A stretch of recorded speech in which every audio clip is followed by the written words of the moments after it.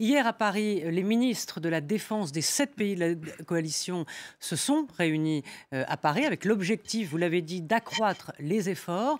On va en parler dans quelques instants, mais avant, faisons le point sur les positions de Daesh avec Laure Wagner. L'État islamique voit le jour le 29 juin 2014 à Mossoul.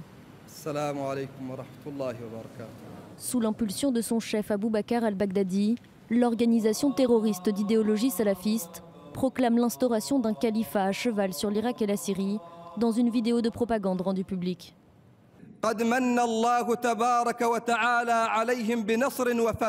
Vos frères combattants, Dieu leur a donné la victoire après de longues années de djihad et de patience.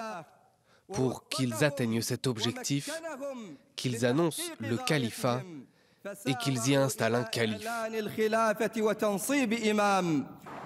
Mossoul, deuxième ville d'Irak, vient de tomber dans les mains des djihadistes qui ont également conquis Raqqa, capitale d'une province syrienne quelques mois plus tôt.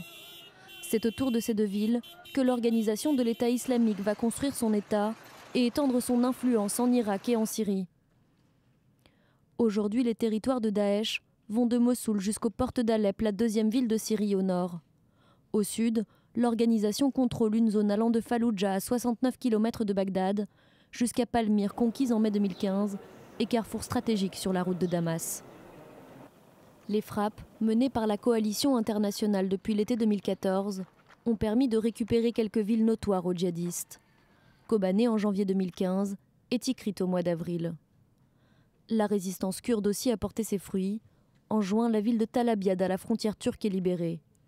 Enfin, l'armée régulière irakienne, aidée par les frappes de la coalition, a repris le contrôle des villes de Sinjar en novembre et Ramadi en décembre dernier.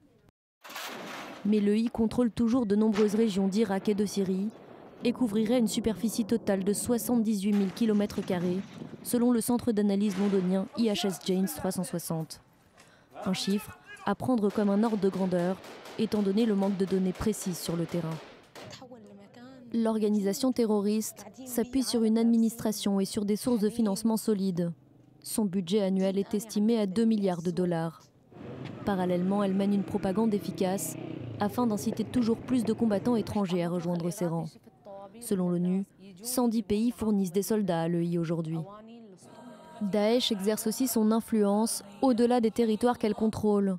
Des cellules actives de l'organisation existent en Turquie et dans certains pays du Golfe, tandis que des groupes djihadistes lui ont prêté allégeance au Nigeria, en Libye, en Égypte, en Afghanistan et au Pakistan.